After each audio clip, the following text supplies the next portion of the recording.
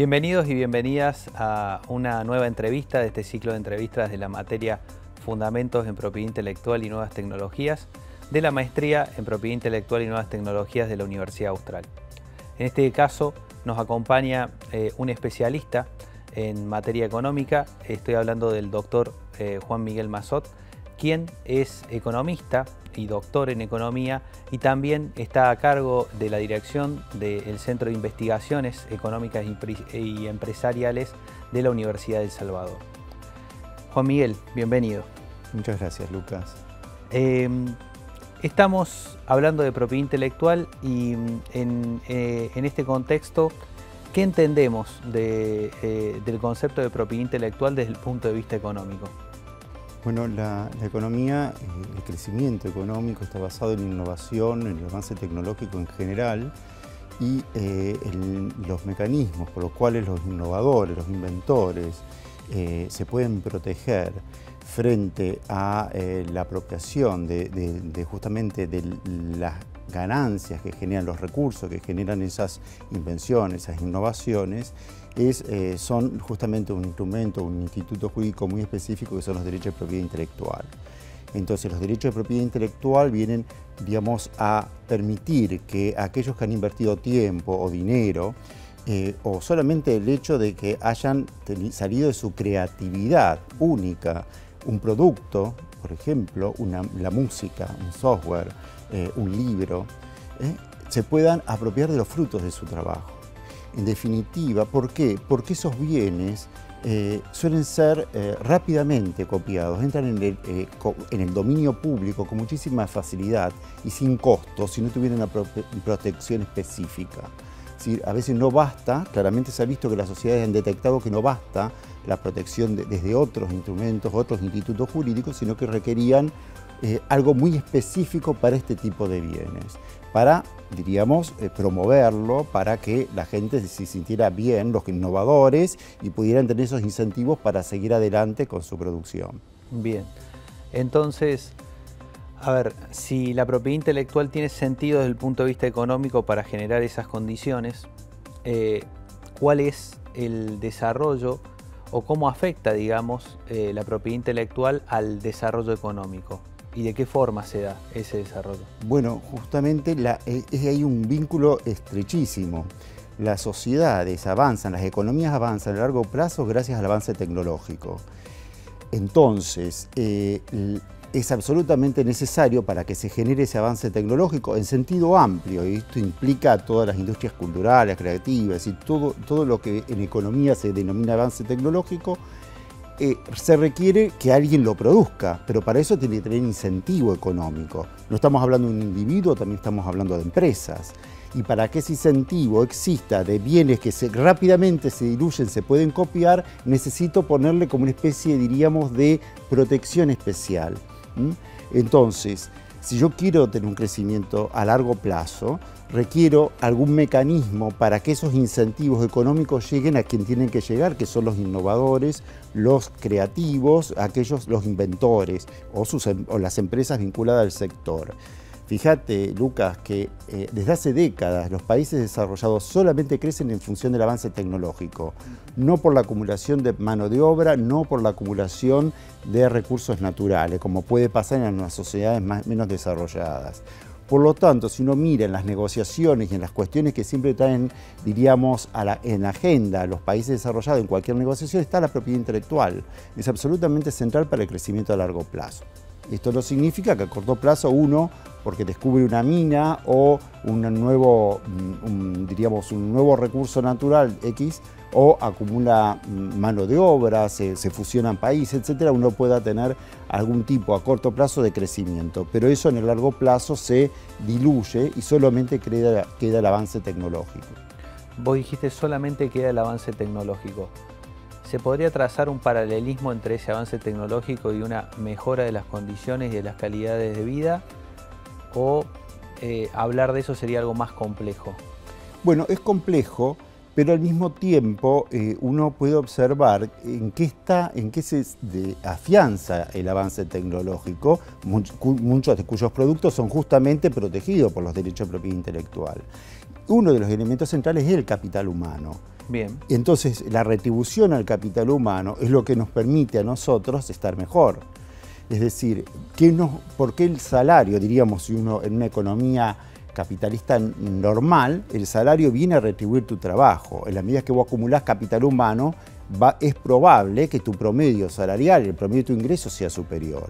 Si hay una correlación entre una cosa y otra, entre tu nivel de ingreso y el capital humano es central para el crecimiento, y el crecimiento se basa en el avance tecnológico, y el avance tecnológico requiere los derechos de propiedad intelectual, hay una cadena, diríamos, lógica que no es perfecta, pero entre los derechos de propiedad intelectual y el nivel de vida. Y por supuesto, la inversa también es cierto, lo que decíamos recién. O sea, los países más desarrollados son los que tienen mayor nivel de vida, como promedio, y se basan justamente, han llegado ahí a través del avance tecnológico.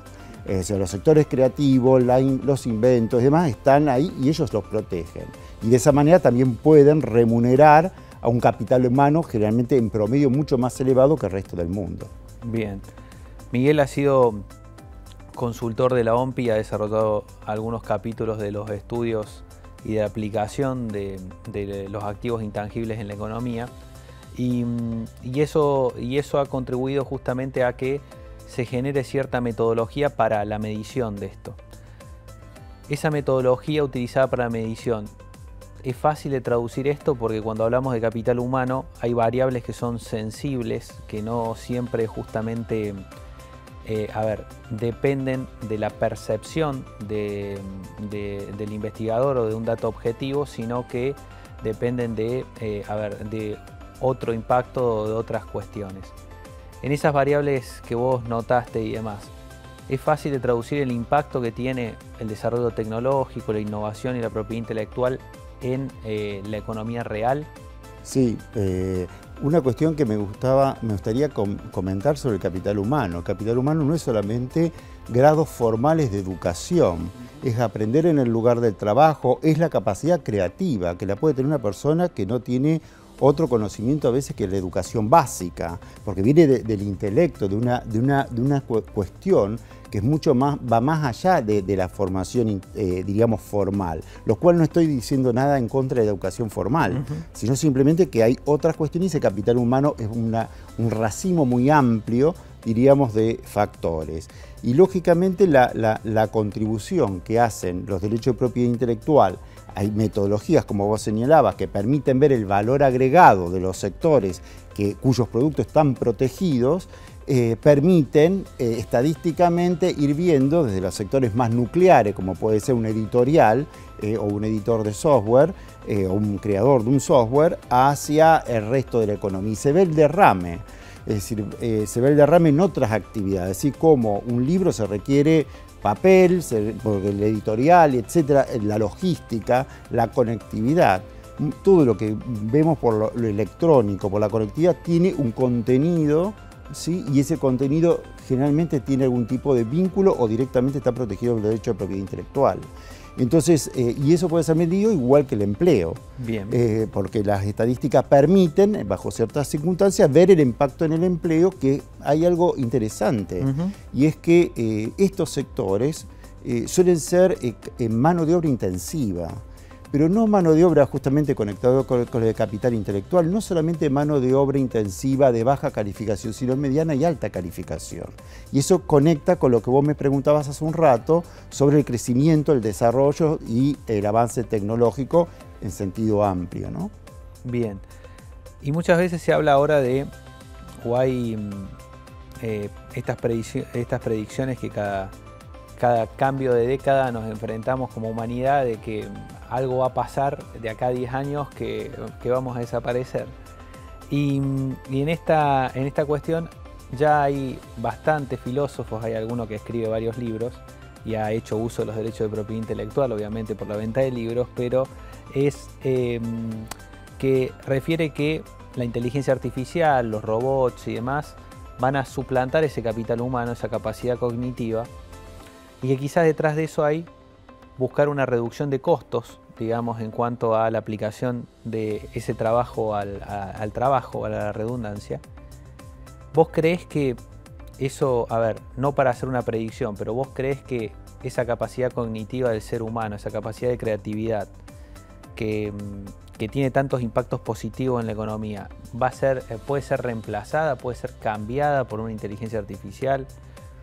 Has traído un tema de mucha actualidad, porque además, no solamente lo que vos comentás era como un canon hace unos años, pero hay muchos autores que han empezado a objetar ese canon.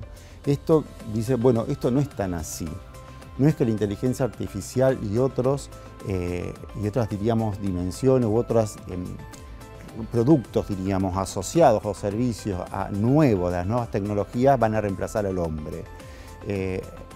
Históricamente eso no ha ocurrido y queda la impresión que los que realmente conocen sobre inteligencia artificial plantean limitaciones bastante concretas hacia hasta dónde puede llegar a reemplazar. Por eso los estudios dicen, bueno, muchas cosas que se reemplazan son cuestiones repetitivas, porque las máquinas reproducen, pueden aprender con unas cuestiones muy limitadas, pueden improvisar mucho más limitadamente todavía, porque no está previsto en los algoritmos improvisar. Eso sería como un error. Puede una máquina cometer un error, por supuesto. Entonces, por el momento, quizás nuestra generación no alcance a ver el reemplazo del ser humano completamente por las máquinas y reducirnos a la nada, diríamos, ¿no? A mero consumidor de lo que produzcan en toda la amplitud que tienen las industrias, diríamos, protegidas por los derechos de propiedad intelectual por las máquinas. Una obra como las de Shakespeare, por supuesto, no creo que la inteligencia artificial la pueda generar.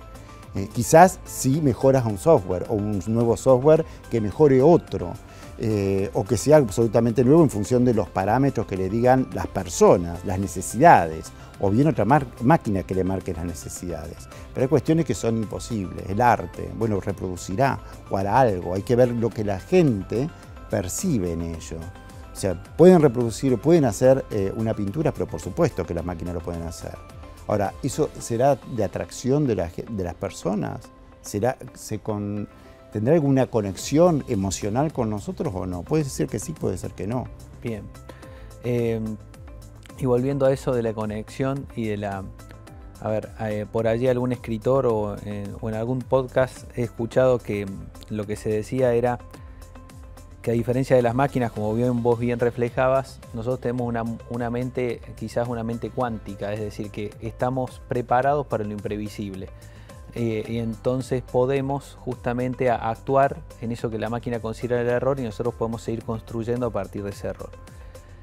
En eso, y vos me dirás a qué camino te estoy llevando, pero en eso, a ver... Un camino que desconozco el tema, como lo hipertecnológico, ¿no? La inteligencia artificial. Pero, a ver, en eso yo creo que, a ver, Latinoamérica está llena de cuestiones cuánticas, digamos, para ponerlo en algún parámetro, en el sentido de, a ver, hay mucho de imprevisible, hay mucho de no planificado.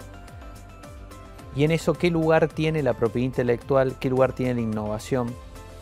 Y si es un contexto propicio, o vos qué dirías que hace falta para que exista un contexto propicio para que eso impacte como impacta en la economía de otros países. Bueno, sabes, Lucas, que con respecto a lo que vos comentabas en la pregunta anterior, como vos empezaste, hay autores, y me contradigo con los que se contradicen eso, es decir, abonando la primera posición. Hay muchos autores que consideran que la incertidumbre va a poder ser bastante reducida gracias justamente a las nuevas tecnologías, entre ellos la inteligencia artificial, etc. Es decir, que y las mejores decisiones que se van a poder tomar a partir de allí.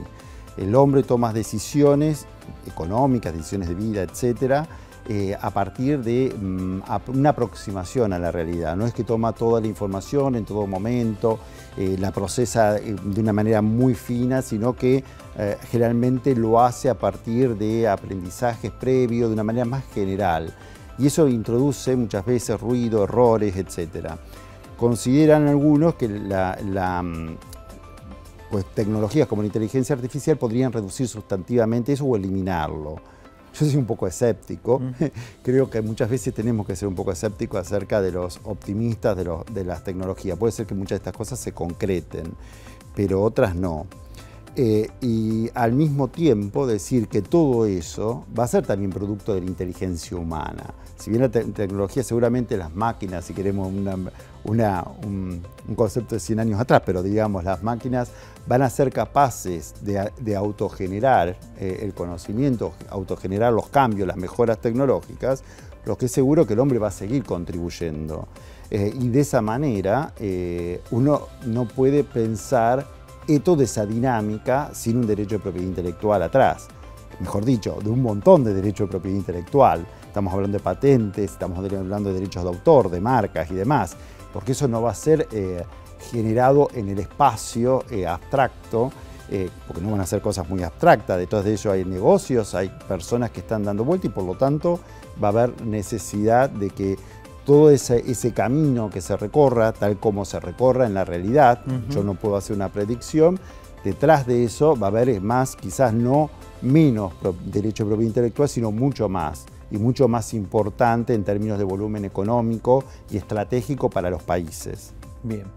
¿Y Latinoamérica qué rol juega a futuro? Bueno, a futuro, nuevamente, como vos decías, hacer futurología es difícil, pero uno piensa que América Latina ha tendido a apalancarse en los factores más, diríamos, rudimentarios, por ejemplo, sus recursos naturales. La cuestión es qué tramas productivas, la densidad de esas tramas productivas en cuanto a incorporación de innovación, de tecnología y creatividad, van a tener esas tramas productivas si seguimos haciéndola a partir de los recursos naturales. Eso es un elemento. Por otro lado, es decir, que las mismas tramas tradicionales pueden mejorar, hacerse más densas, más avanzadas. Y eso, detrás de eso está el capital humano, delante de eso están los derechos de propiedad intelectual, ¿no? Nos conduce a.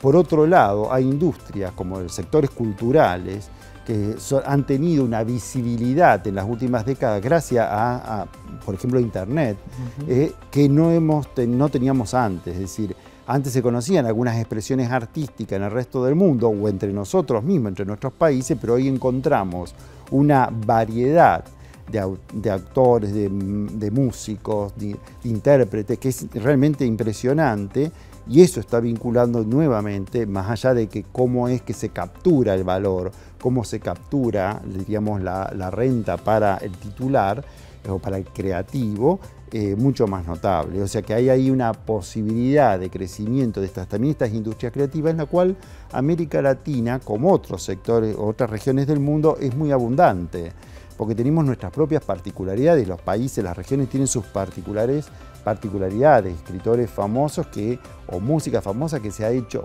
famosa en el mundo gracias a la conectividad. Hoy no necesitamos que viaje a lo mejor un escritor a Nueva York o a París y promueva, sino que basta hacerlos de manera a distancia. Por supuesto que sería bueno que viajen, lo conocen, ese contacto humano es siempre fantástico, pero hoy tenemos unos medios para que nuestra cultura, la creatividad de nuestra gente se vuelque a todo ello. Y por último, el tercer eslabón, diríamos, entonces tenemos industrias y sectores tradicionales que podemos trabajarlo. El segundo son las industrias más creativas asociadas a las industrias culturales. Y por último tenemos esos sectores que comentabas vos, o sea, de avanzada tecnológica, satélites, inteligencia artificial, biotecnología, que claramente también en América Latina se han visto y se ven fenómenos, diríamos, grupos de técnicos o de científicos trabajando en eso. Y eso, si ha sido posible hasta ahora, uno no tiene por qué creer que no se puede mantener y continuar y amplificar. Por supuesto que para eso se requieren algunas políticas públicas muy concretas, que los derechos de propiedad intelectual sean cuidados, es decir, no solamente que estén las normas, sino que se pueda cuidar realmente a partir de los sectores, las áreas administrativas, la justicia al titular. Bueno, un montón de otras cuestiones en las cuales a veces América Latina no tiene tan claro, o por ahí tenemos fallas, ¿no? Las instituciones o el capital financiero para financiar empresarios, fondos que permitan financiar a las tres grandes grupos, diríamos. todo lo que tiene que ver con la industria, los sectores tradicionales, lo creativo y también las industrias de avanzada. Bien. Entonces tenemos futuro, al menos. Sí, el futuro está con nosotros. Nosotros somos el futuro de otras generaciones. Quizás no fuimos lo mejor lo que habrían pensado otros, pero evidentemente hoy estamos gozando de cuestiones que uno veía cuando era chico en los cartoons, en los dibujitos animados. Y detrás de eso hay muchísimos sectores que salieron de la oscuridad en América Latina gracias a esas tecnologías. Es decir, hoy tenemos expresiones como el tejido artesanal, que se pensaba que tenía que ser reemplazado por el tejido sintético, o tejeduría natural, pero hecha por grandes empresas. Volvemos al tejido natural hecho por telares, etcétera, y eso tiene un valor no solamente simbólico, sino un valor adicional en los grandes mercados internacionales, ¿no? O sea que sí hay un futuro, y hay gente que hoy tiene un futuro que 20 años atrás no lo tendría, no lo pensaba que iba a tener, ¿no? O sea que no todo es un futuro que se pensaba mejor a uno peor, que un poco lo que comenté antes, sino gente que estaba realmente excluida, y hoy en esos sectores creativos, otras industrias culturales y demás, hoy tiene una proyección que no la tenían 30 años atrás. Bien. Bueno, eso quiere decir que, a ver, que muy por el contrario a lo que se piensa, y esta un poco es para cerrar, muy por el contrario a lo que se piensa, que la propiedad intelectual funciona como una barrera de entrada a los mercados o funciona como un componente de exclusión, en realidad hoy es un motor de innovación. ¿O cómo lo ves? Sí, están los dos elementos, porque efectivamente los derechos de propiedad intelectual tienen el componente de exclusión. ¿Pero por qué? Porque si no, no habría ningún incentivo para que el que produjo eso se apropie de algún tipo de remuneración. Si no, todos, ¿qué haríamos? Todos nos cruzaríamos de brazos, por lo tanto no habría avance tecnológico, no habría industrias creativas, salvo aquel que le sale de su propio corazón y lo quiere entregar a cualquiera. Entonces, ese mecanismo de exclusión existe y es lógico, es justamente los derechos de propiedad intelectual. Ahora bien, ese mecanismo de exclusión es justamente el que permite que el incentivo exista para que un pintor, un experto en software, un biotecnólogo pueda desarrollarse y ampliarse y tener una remuneración que lo incentiva a seguir trabajando. Por eso es el incentivo económico. No solamente podemos pensar en incentivo espiritual o intelectual del científico, del creativo. También tenemos que darle los medios para que pueda vivir de ello y se pueda además entusiasmarse e invertir en su propio negocio, diríamos, ¿no? O en la fábrica, si es una industria, un sector más amplio, más desarrollado, ¿no? Bien. Bueno, Miguel, la verdad que, a ver, me quedo con esta conclusión de la charla y esta cuestión de la fortaleza que significa construir un ecosistema con propiedad intelectual, la fortaleza que eso implica para el desarrollo y la oportunidad que eso le brinda a América Latina. Muchas gracias por tu participación en esto. Gracias a vos, Lucas.